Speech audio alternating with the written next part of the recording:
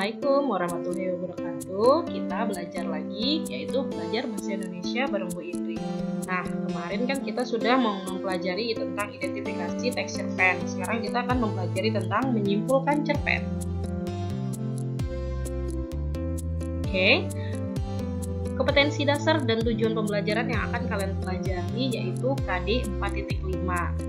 Apa yang akan dibahas yaitu tentang menyimpulkan unsur-unsur pembangunan karya sastra beserta dengan buktinya dari cerpen yang kamu baca dan kamu dengar. Selanjutnya, tujuan pembelajaran yang harus kalian capai yaitu kamu mampu menyimpulkan unsur pembangun karya sastra dari cerpen yang kamu baca atau kalian dengar. Selanjutnya yaitu langkah-langkah dalam menyimpulkan unsur teks cerpen. Adapun 5 langkah yang harus kamu lalui, yaitu baca dengan cepat dan ingat kata kunci atau ide pokok dari urutan peristiwanya. Contohnya, ya, nenek tak ingin kehilangan Sabrina untuk kedua kali. Jadi, ini merupakan contoh ide pokok dari satu paragraf. Ingat kata kuncinya saja atau ingat ide pokoknya.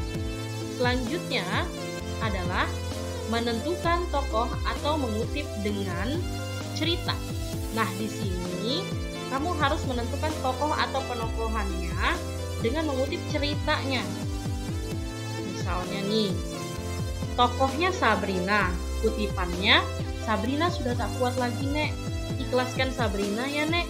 Nah, di sini mengindikasikan bahwa si Sabrina memang benar-benar tokoh di dalam sebuah cerita.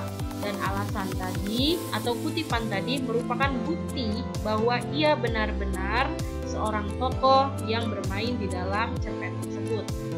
Selanjutnya adalah menentukan peristiwa yang dialami tokoh, yaitu dengan menentukan latar yang terkandung di dalam cerpen tersebut.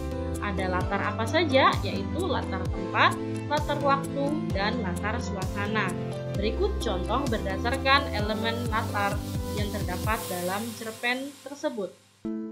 Misalnya, latar tempat, Sabrina pulang sekolah naik angkot, mengindikasikan bahwa Sabrina baru saja pulang sekolah dan berada di angkot. Selanjutnya adalah latar waktu, siang itu sangat terik. Siang menandakan waktu. Selanjutnya adalah suasana. Nenek sangat mencemaskan Sabrina yang belum pulang sampai rumah. Berarti di sini suasananya sangat mengkhawatirkan atau nenek sangat mengkhawatirkan Sabrina. Baik, selanjutnya menentukan alur.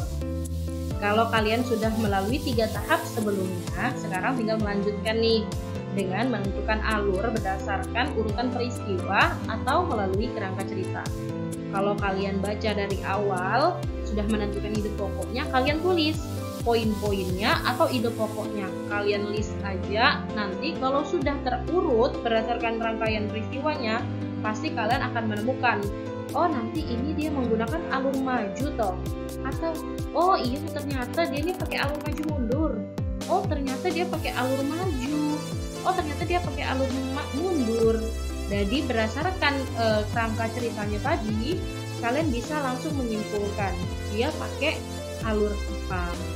Selanjutnya, menentukan sudut pandang yang disertai dengan alasan. Berarti dia membutuhkan pengertian. Nah, di sini sudut pandang sudah dibahas sebelumnya terbagi menjadi beberapa poin. Misalnya nih, sudut pandang yang dipakai adalah sudut pandang orang ketiga. Nah, alasannya kayak gimana? Yaitu pengarang menggunakan nama tokoh, misalnya Sabrina dan Nenek. Di sini kita bisa simpulkan bahwa karya yang digunakan menggunakan sudut pandang orang ketiga. Cerpen yang akan kalian dengar atau kalian simak yaitu cerpen audio Pika. Di sini ada sebuah cerpen yang Ibu bacakan berdasarkan karya dari Linda Kartikasari yang berjudul Pika. Mari kita simak ya.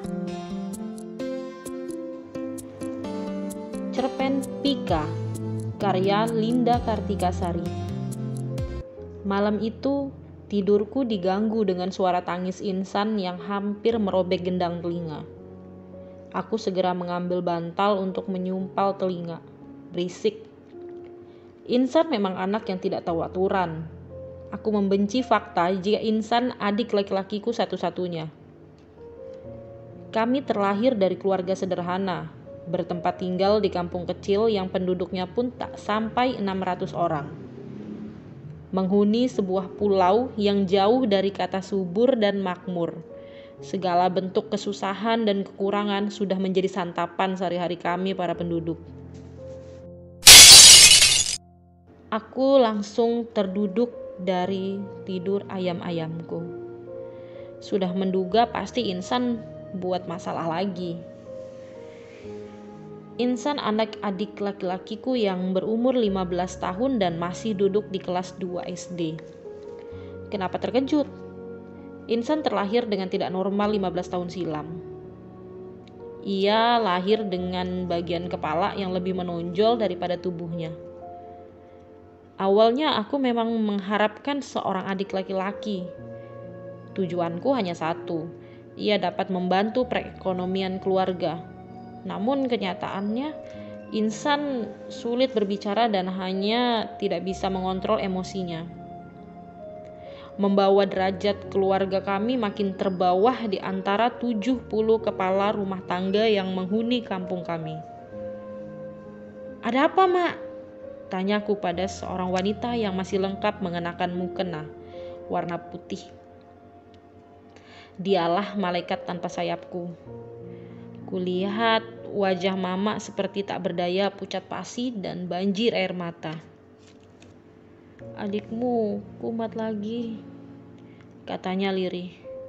Kuperhatikan Mama berkali-kali menyusuri air mata di pipinya. Kami pun segera berlari menuju kamar Insan. Ruangan sempit ini tampak seperti kapal pecah, berantakan. Insan lagi-lagi mengamuk tak jelas. Lampu damar yang menjadi pelita dalam ruangan gelapnya sudah pecah. Untung saja apinya tidak melebar. Insan menarikkan gorden yang menjuntai di pembatasan pintu. Kemudian ia terpelanting ke belakang. Aku menamparnya hingga membuat suara Mama menjerit. Kekesalanku sudah pada puncaknya. Bukannya mengurangi beban keluarga, ia malah membuat kehidupan kami makin susah. Ya juga kami orang berada. Mau sakit apapun, pasti akan kami berikan pengobatan terbaik dengan kualitas di atas rata-rata. Tapi apalah daya seorang miskin seperti kami. Mempunyai seorang mama yang tiadakan suami. Bapak entah merantau kemana semenjak 10 tahun silam. Kurasa ia sudah punya keluarga baru dan melupakan kami yang susah. "Apa-apaan kau bujang? Dia adikmu. Kau tahu adikmu itu cacat," pekik Mama sembari mengguncang kedua bahuku. Aku terdiam, meredakan gejolak emosi yang bernaung di dadaku. Iblis menguasai ragaku. Kulirik Insan terdiam di sana. Matanya terus-terusan melihat ke bawah. Aku dan Mama begitu terkejut melihat Insan menggali tanah yang menjadi pijakan rumah. Tanah pun dengan cepat bergumpul membentuk gunung kecil. Kuku Insan yang panjang membuat sebagian tanah memasukinya. Kami makin terkesiap lagi saat ia memasukkan tanah itu ke dalam mulutnya, mencecapnya lalu menelan tanah itu mentah-mentah. "Insan, jangan nak, itu kotor!" teriak Mama frustasi. Ia segera menarik tubuh Insan agar berdiri sejajar dengan kami. "Lapar!" teriak Insan menjadi-jadi. Ia menangkis tangan Mama hingga menjadi terduduk lagi di tanah. Tangannya kembali memasukkan tanah ke dalam mulutnya. Aku pun mencoba melerainya meski tak ada sedikit pun rasa sayangku untuknya. Aku masih punya rasa kasihan seperti makhluk Tuhan. Ia masih memiliki hubungan darah denganku. Jadi menolongnya aku rasa tak ada ruginya. Saat aku berhasil membawanya bangkit berdiri, sesuatu malah mengenai kedua mataku hingga meringis perih. Insan melempariku dengan tanah. "Sakit!" Kau memang anak tidak tahu diri, Insan. Semburku, kurasakan sebuah tangan membimbingku entah kemana. Lalu dengan cekatannya tangan itu membasuh wajahku dengan air. Nak, tebalkan rasa sabarmu itu. Kau tahu, adikmu tak pernah meminta untuk dilahirkan menjadi cacat seperti itu. Ujar sebuah suara terdengar familiar di telinga. Aku pulang dengan bermandikan peluh keringat di seluruh tubuh.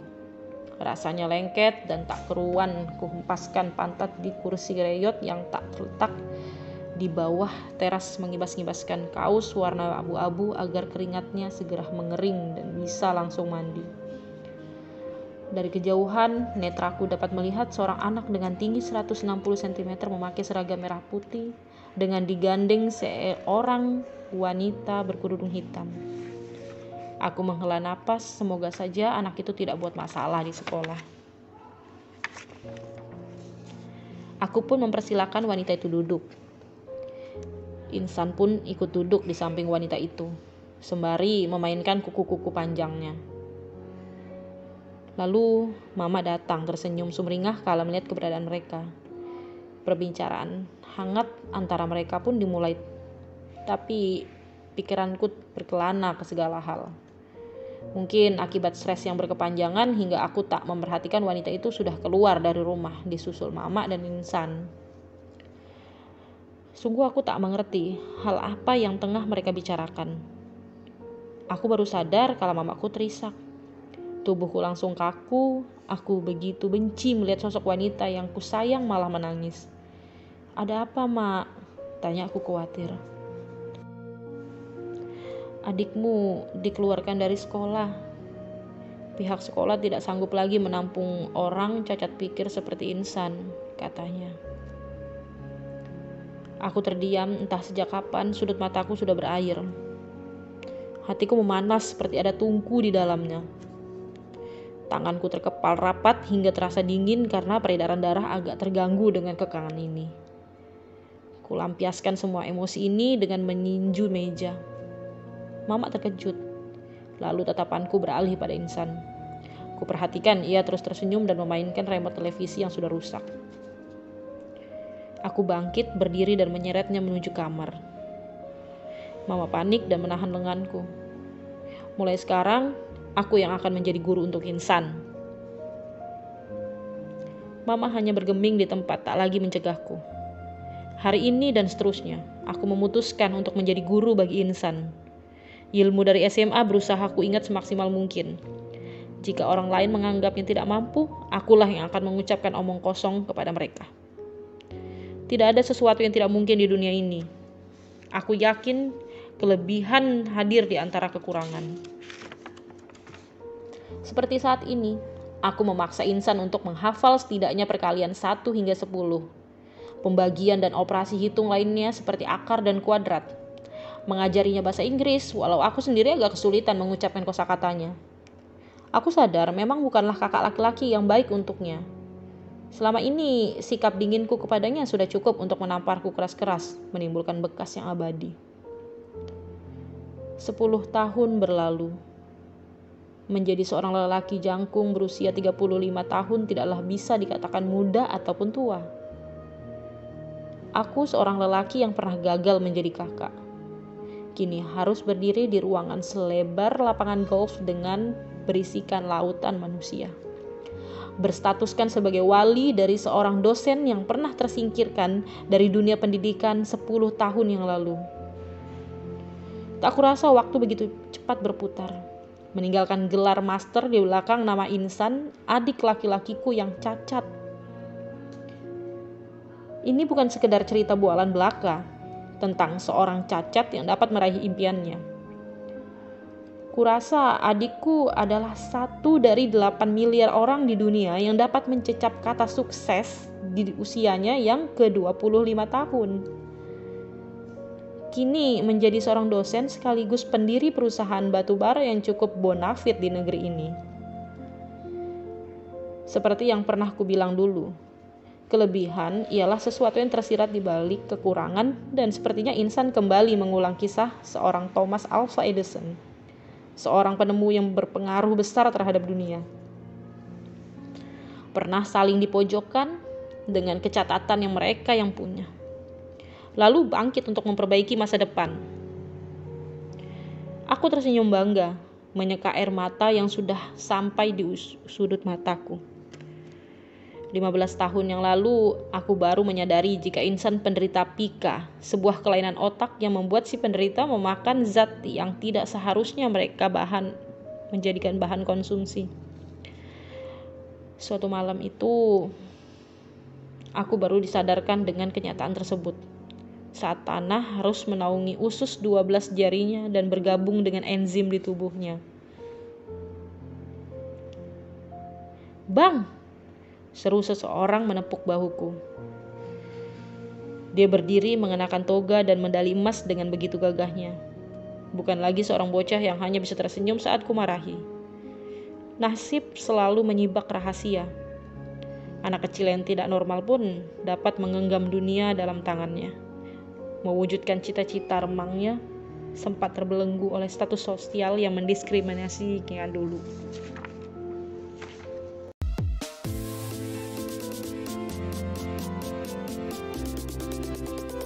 Gimana cerpen yang Ibu siapkan kali ini?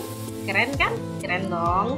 Nah, sekarang coba uji kemampuan kamu dalam menyimpulkan teks cerpen di kolom komentar. Kamu bisa menuliskan di kolom komentar ya, dengan 5 langkah atau 5 tahap yang sudah kita pelajari hari ini. Baik, terima kasih untuk pertemuan kali ini. Wassalamualaikum warahmatullahi wabarakatuh. Jaga ibadah kalian, jaga kesehatan, dan dukung channel Anak Muda Tarakan. Bye-bye.